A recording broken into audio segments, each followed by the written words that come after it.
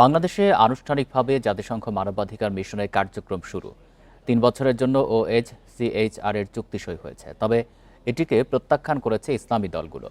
বাদ-জুমা বায়তুল মোকাররমে প্রতিবাদ সমাবেশে জাতিসংঘ মানবাধিকার মিশন স্থাপন প্রতিহতের ঘোষণা দেন নেতারা। ঢাকায় জাতিসংঘের মানবাধিকার বিষয়ক হাই কমিশনারের কার্যালয় স্থাপনের জন্য সরকার ও জাতিসংঘের মধ্যে চুক্তি হয়েছে। মানবাধিকার সুরক্ষা নিশ্চিতে ৩ বছরের জন্য এই চুক্তি করা হয়েছে। জাতিসংঘের পক্ষে ভলকার তুর্ক ও অন্তর্বর্তী সরকারের পক্ষে পররাষ্ট্র সচিব আসাদ আলম সিয়াম এই চুক্তি সই করেন।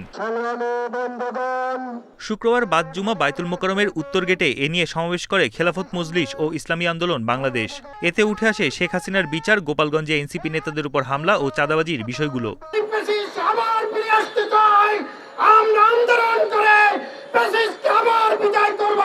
এত কিছু হচ্ছে প্রশাসনের দিকা, তোমরা কি করো? জনগণের বেতন দিচ্ছ না, তাহলে তোমরা কাজ করছো না। কাজ না করতে হলে আত্মসমর্পণ করো যে আমরা কাজ করবো না, আমরা আওয়ামী লীগের দোষর। শেখ হাসিনাকে পালাতে বাধ্য করেছি, অতএব শেখ হাসিনার কোনো আন্ডা বাচ্চা বাংলাদেশের কোথায় থাকতে পারবে না। এ সময় মানবাধিকার কার্যালয় স্থাপন নিয়ে সমালোচনা করেন বক্তারা। বলেন, কোনোভাবেই বাংলাদেশে জাতিসংঘের মানবাধিকার কার্যালয় স্থাপন করতে দেয়া হবে না।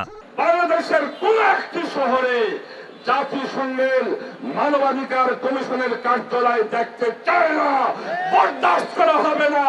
যে কোনো মূল্যে এই সিদ্ধান্ত আমরা সরকারকে প্রত্যাহার করতে বাধ্য করব। এদেশের মানুষ কখনো দাবি করে নাই মানবাধিকার কমিশন গঠন করতে হবে। তাদের অফিস বাংলাদেশে হবে, কেউ দাবি করে না, মিছিলও হয় নাই। হঠাৎ করে কেন তাদের এই অনুমোদনটা দেওয়া হলো? আর অনুমোদন দেওয়ার পরপরই দেখছেন আবার সেই জঙ্গি নাটক শুরু হয়ে গেছে। মানবতার নামে ভণ্ডামি চলবে না, মানবতার ইসলামের দুশ্মনী করা চলবে না। কাজে অফিস আমরা চাই না। যদি এই অফিস দেন, প্রয়োজন হলে আপনার বিরুদ্ধে আমরা দুর্বার আন্দোলন করে দেবো ইনশাল্লাহ।